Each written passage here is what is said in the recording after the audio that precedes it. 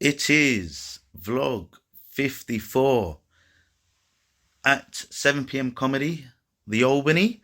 It was my first time there at 7 p.m. Comedy. They do a few different nights. This one was at the one in Great Portland Street. It was a good night overall. Wasn't at my best, but was happy to gig there on a Monday. Mondays can be quite a weird night for gigs, but this is definitely one that is a really good one to try things out, and I really enjoyed it, and hopefully enjoy the vlog. I recently got a book about comedy writing, and one of the things in it was to try to do at least 15 to 20 minutes of writing each day. So I tried that. Got myself a nice big book, started writing, and then I stopped because that shit's very hard. I also got a calendar. That was a waste.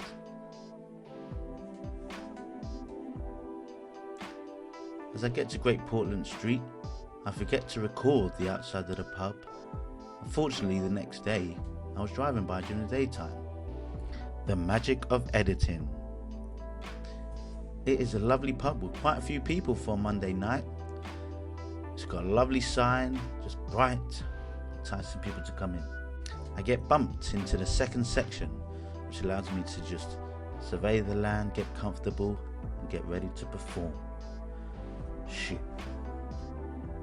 Give it up for Chris Ellie, everybody.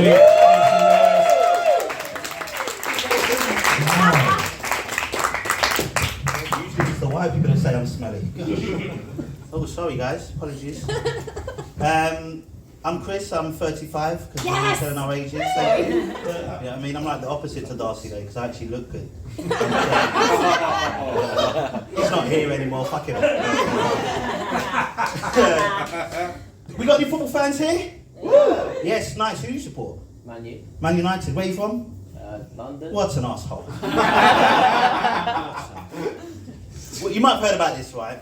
The Premier League recently just released this list to recognise the most influential black people in sports, right? In football. Yeah, so, you know, it's people like Marcus Rashford and Saka, you know, the ones that missed. And it hurts me to say that one, I know, for the gag. Yeah, so guess what they called it? The blacklist. Right, so now I wrote down the definition of blacklist, just so you understand what we're working with here, okay? Now, a blacklist is a list of people or things that are regarded as unacceptable or untrustworthy and should be excluded or avoided. I mean, what do these guys get if they get on the list? An all-expense paid trip back to where they came from? Come on, man. I don't get it, man. I don't understand words these days, right? This might come as a surprise, okay? Like, the term that always got me kind of wondering what the fuck happened there was the term person of colour. I mean, come on, how'd that get through? You know? Because I'm a black guy, right, as you can tell. Because of diabetes. I did want to say because of the smell, but kind of ruined that one for me. And, you know, I said that to someone at work and they said that's actually a self-identifying preference. And to be honest, I didn't really understand what they then was talking about because yeah, I didn't understand what they then was talking about because you know, all my life I thought I was born black. I hadn't realised it was a preference.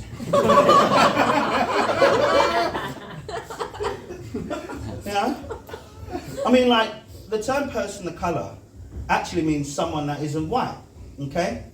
Now, for me, any term that categorises me and Lucy Loon in the same bracket, it's got to be a mistake. You know? She's like a 5'2" Asian woman that could fit in most people's pockets, and I am not. You know? I'm a 5'8", 18-stone black guy can just about fit in most smart cars. It's sickening, right? Like, you know, I feel like I've always been black, and I didn't pick this, right? Because imagine picking this absolute insane fried chicken addiction I have. Come on, there's got to be a reason for it, right? It's like alcoholism, it's a disease. I've lost far too many things because of my fried chicken addiction. Mainly because of the grease, you know, it just kept fucking slips, you know. Right? But for me, growing up, the term coloured was like the Disney version of the M-word. You know, there was always that movie set in like the 1950s when segregation was still cool. And, you know, they had like a diverse cast of people, you know, so it's like Denzel Washington, Idris Elba, Viola Davis, you know, the usual diversity crowd. And, you know, this young kid who goes to his mum, who for some reason seems to be cooking all hours of the day. Don't matter, say some sort of pie also, you know, fucking hell, man. She's diabetic, all right? She's obese, come on. And she sends her son to the shop to go get some milk, and he goes to this place where there's this guy who's missing about 3 teeth in his mouth and clearly taking his minimum wage job far too seriously. And he goes, "We don't like your kind, coloured boy." And he goes home and he's all sad, and his mama goes to him, "That's okay, baby. People always gonna judge you for your skin colour, and that's alright, because it's what's inside that counts." You know, and that little kid, and he goes up and he through all that hardship, he goes up to be the president. You know, hey, happy ending for everyone. Unfortunately, this is real life, and that colour was orange. It was Trump. What a nightmare. That's what I've got really on that really, so I'm just going to bust, if that's okay. We got any people who like dogs here? Yeah, nice.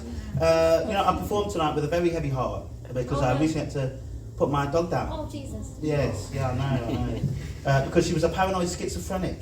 I know, I didn't realise that my thing for dogs. No idea. I said that to the vet, I was like, what the? I didn't know dogs can get that. And he was like, absolutely, absolutely. The layman's term is bitches be crazy.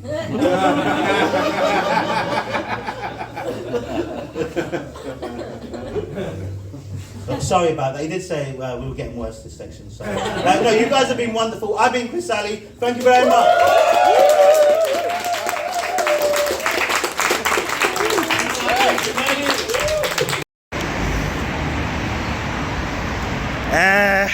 Not my best, I'll be honest. I don't know. It's tough, right? Monday night's always hard. Always hard, it seems to be. I've said it a few times. I might have to really start tempering down on Monday gigs because it just is. It's just always nights where it's full of comedians, which is useful. There's absolutely useful utility to it, but I think because of the stuff that I'm doing now is a bit more polished, it probably isn't the best place to do comedies on Monday. But in terms of the venue and the people involved, quality night, great people. Just for me, I just didn't feel like I was at my best, and it's a shame. But I did say that we are in a precarious situation because now we are trying to pump it up, trying to really get these gags popping, and because we're going to be trying different things, it's going to be difficult in a lot of ways. But we shall carry on, and yeah. I think I'm tired, still hungover a little bit. I'm making excuses just to make myself feel better. I appreciate that, guys.